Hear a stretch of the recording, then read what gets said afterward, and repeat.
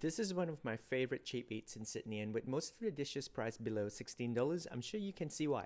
Their menu features Singapore Kopitiam classics, and here's what I recommend you get. I always start with some half-boiled eggs, kaya toast, and coffee, aka the Kopitiam classic. For the mains, the nasi lemak, roti with chicken curry, combination hor fun, and chai tau kway are perennially on my order rotation. However, I sometimes swap the nasi lemak with laksa instead on colder days. Durian lovers highly recommend finishing with their durian pancakes. This is Killiney Kopitiam.